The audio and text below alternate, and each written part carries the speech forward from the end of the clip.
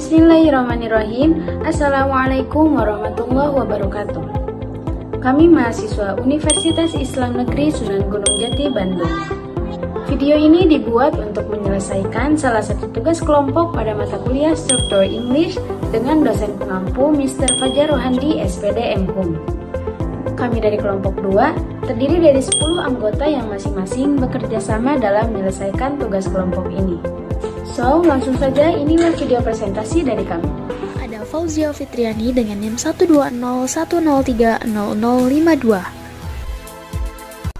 Kemudian yang selanjutnya ada Ferry Hidayat dengan NIM 12010030053. Kemudian ada Gus Haryadi dengan NIM 12010030062. Kemudian ada Hani Siti Nur Latifah dengan NIM 12010030067. Kemudian ada Hilda Azkiani dengan NIM 12010030071. Kemudian ada Husri Fatulaini dengan NIM 12010030072. Kemudian ada Ihsan Huda dengan NIM 12010030074.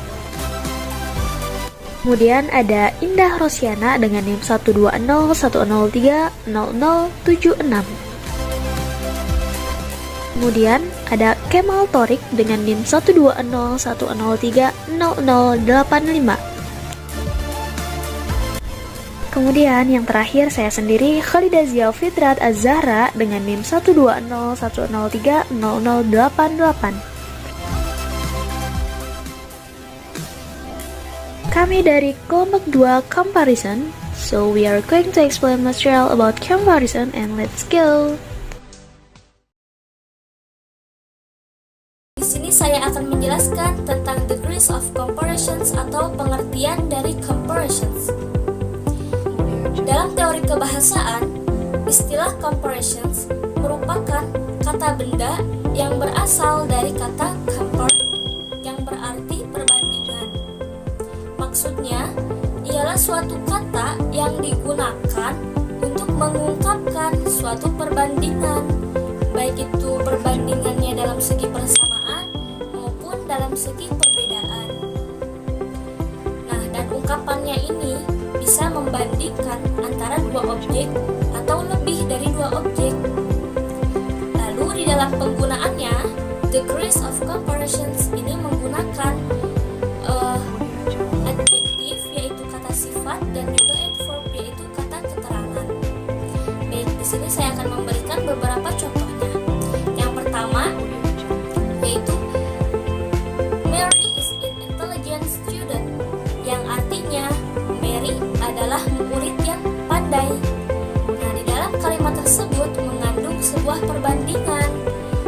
Apa itu perbandingannya? Yaitu perbandingan antara Mary dan murid lainnya. Jadi ketika kita mengucapkan Mary adalah murid yang pandai, secara otomatis kalimat tersebut mengandung sebuah perbandingan antara Mary dengan murid yang lainnya. Lalu contoh yang kedua, yang artinya Tina setinggi Mira.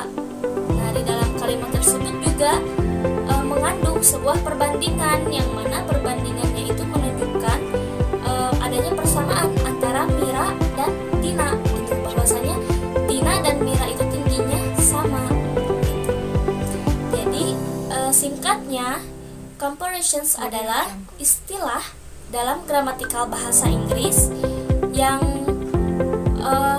mewakili pernyataan yang bersifat membandingkan, baik itu membandingkannya dari segi persamaan maupun perbedaan.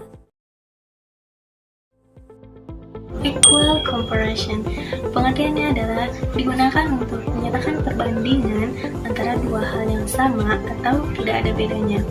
Baik, di sini langsung ke rumusnya. Rumusnya adalah subject plus verb plus s plus adjektif atau adverb plus s plus noun atau pronoun. Langsung saja, contohnya adalah Johnny is as clever as she. yang artinya Johnny sama pintarnya dengan dia. Di sini Johnny sebagai subjek plus S plus clever sebagai adjektif plus C di sini sebagai pronoun. Jadi yang artinya sama. Untuk selanjutnya adalah pembagian dari equal comparison sendiri, yang terdiri dari dua, ada yang positif dan ada yang negatif. Bedanya hanya di not saja, yang positif tidak menggunakan not, sedangkan kalau yang negatif menggunakan not. Contoh yang positif, Mary is as clever as she. Pertama itu Mary sebagai subjek, kemudian is itu sebagai verb, karena memang verb itu boleh menggunakan verb kata kerja dan boleh menggunakan verb to be. Kemudian ada as, kemudian ada clever. Clever itu artinya pintar dan itu merupakan kata sifat dan itu merupakan adjektif. Kemudian ada s lagi. Kemudian di sana ada is, ada she. Jadi she di sana merupakan pronoun. Bisa saja menggunakan noun ketika menggunakan nama orang, kemudian nama hewan, nama tumbuhan, dan secara umum nama benda. Namun di sini menggunakan she, jadi itu adalah pronoun. Nah, yang perlu diingat bahwa di dalam equal comparison sendiri itu ada dua pronoun, ada yang subject pronoun dan ada yang object pronoun. Subject pronoun itu seperti I, you, they, we, she, it.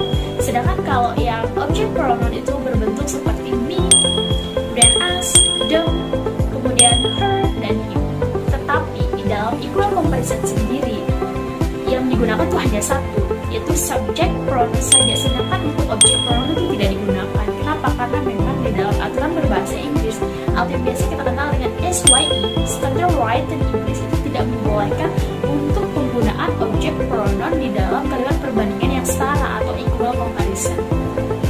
Dan yang boleh digunakan hanya subject pronoun saja. Itu yang positif. Sedangkan untuk yang negatif itu seperti yang saya katakan tadi, itu bedanya hanya di not saja. Contohnya, the old car not so fast as new car. Mobil tua itu tidak secepat mobil baru. Di sana ada kata so. Jadi di dalam equal comparison yang negatif, kata s di awal boleh diganti dengan kata so. Seperti the old car not so fast as new car. Unequal comparison digunakan untuk menyatakan dua hal yang tidak sama. Unequal comparison kebalikan dari equal comparison. Menurut Elizabeth Jones, yaitu tidak sama dengan cara yang tidak adil.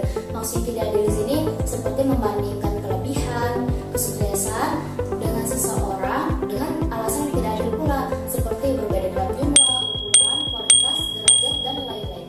Unequal comparison mempunyai rumus, yaitu subject plus verb plus adjective or adverb plus er plus then plus noun or pronoun. Contohnya, the student's faith in his religion is deeper than his friend. Keimanan mahasiswa itu lebih mendalam daripada teman-temannya. Nah, di sini sudah jelas bahwa ada perbandingan antara mahasiswa dan teman-temannya.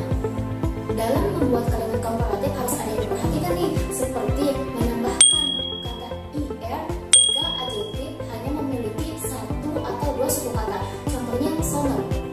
Bisa juga menambahkan more plus adjektif jika adjektif tersebut hanya memiliki tiga suku kata atau lebih. Contohnya more beautiful. More plus adjektif juga bisa digunakan jika adjektif diakhiri dengan full is of. Contohnya more successful. More plus adjektif juga bisa ditambahkan untuk verb T atau gerund. Contohnya more tired. Positive degree atau tingkatan positif. Kita simak definisinya. The positive shows no comparison. It describes only the simple quality of a person, thing, or group. Nah, positif ini pada tingkatan positif ini tidak menunjukkan suatu perbandingan, melainkan hanya menunjukkan atau menggambarkan kualitas sederhana dari seseorang, benda, atau kelompok. Nah, jadi walaupun tema besarnya adalah comparison atau perbandingan, positive degree ini tidak menunjukkan perbandingan sama sekali, melainkan hanya menunjukkan suatu kualitas sederhana dari seseorang, kemudian sesuatu benda, dan sekelompok, suatu kelompok.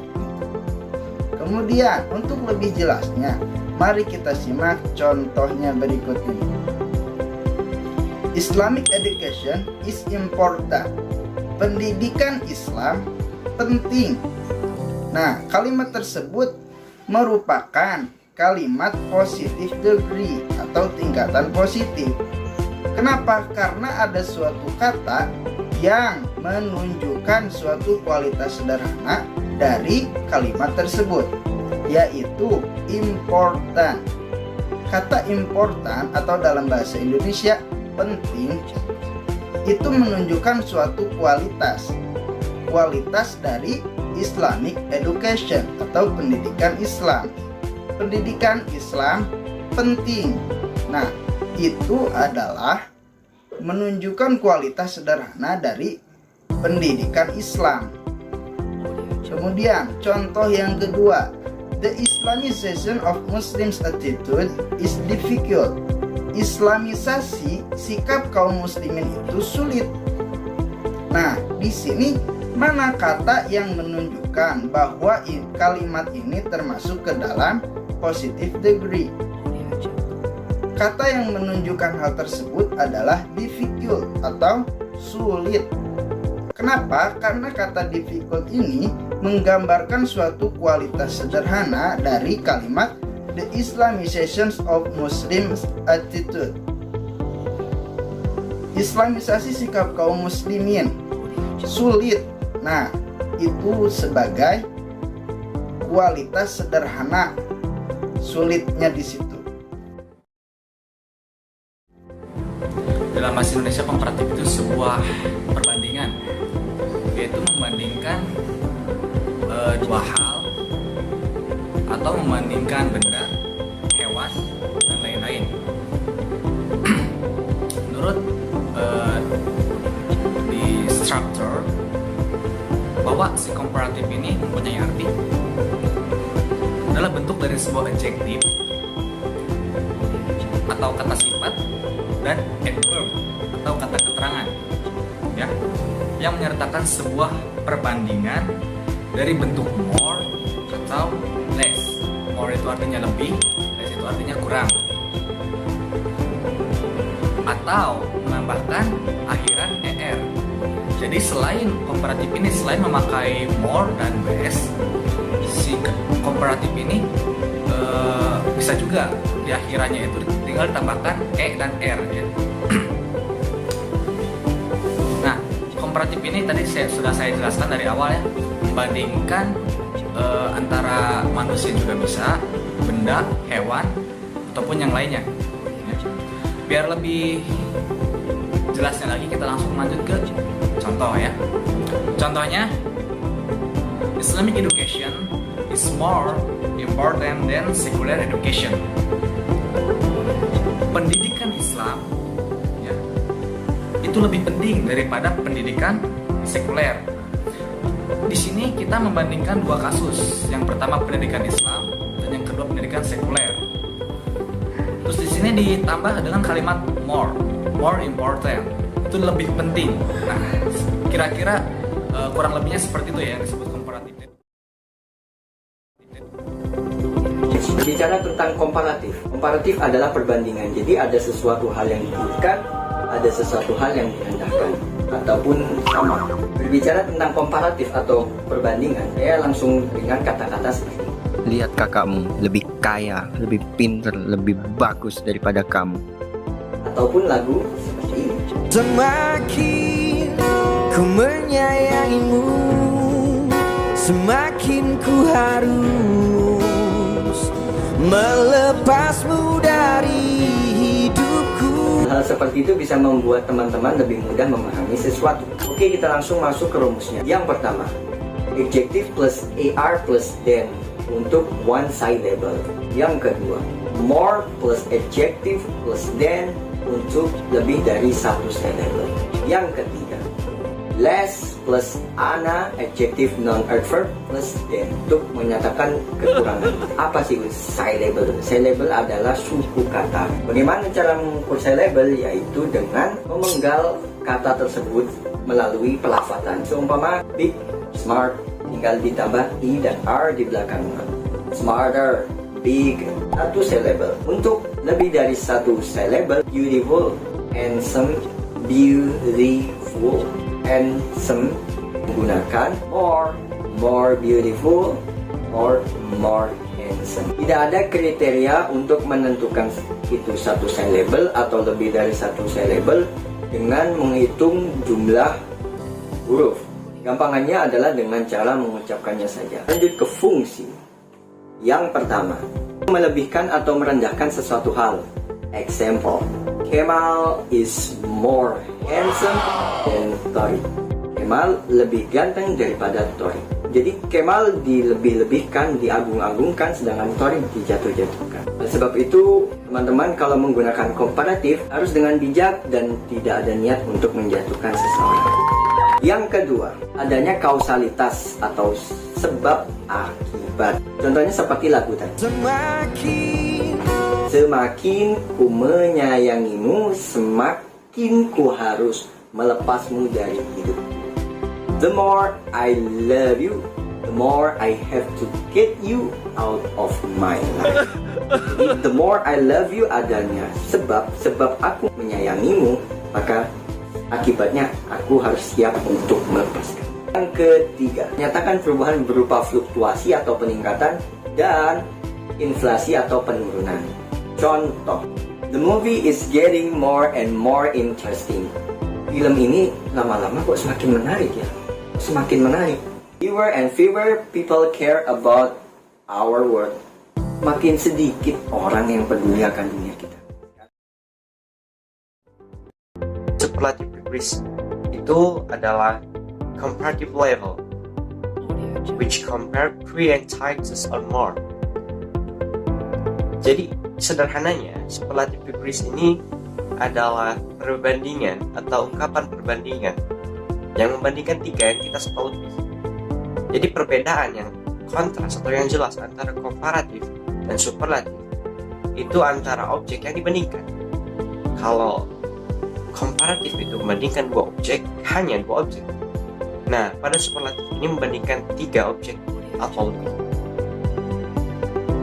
Nah, pada superlatif ini yang dinyatakan one of which superior or inferior. Jadi yang dinyatakan itu hanya yang paling baik atau yang paling buruk. Itu beda dengan kalimat perbandingan yang lain. Oke. Selanjutnya kita beralih kepada contoh. Rumus. Nah, mengenai rumus, terdapat 2 rumus pada penggunaan adjektif dan adverb pada perbandingan superlatif. Yang pertama itu diawali dengan partikel, diiringi dengan adverb atau adjektif, lalu diakhiri atau diberi suffix est. Dan yang kedua yaitu diawali dengan partikel the, dilanjut dengan partikel most or least, yang dilanjut dengan verb atau adjektif. Oke, langsung aja ke contoh. Contohnya seperti Fulani is a girl, the most beautiful in the marsh. Nah, the most beautiful ini adalah kata adjektif yang menunjuk pada si perempuan tadi, bahwa perempuan tadi adalah perempuan yang paling cantik. Karakter dari superlatif ini adalah adanya kata yang menunjuk atau pada suatu nilai yang paling. Itu kuncinya, yang paling. Okay. The use of suffix and prefix on superlative degree. Ada 4. Number 1, suffix est digunakan pada kata sifat ataupun keterangan consisting of one syllable. Contohnya, cold jadi coldest, fat jadi fairest. Nah, jika 2 huruf terakhir dari kata sifat tersebut adalah vokal itu a, i, u, e, o diikuti oleh konsonannya, maka kita harus bisa menggunakan konsonan tersebut.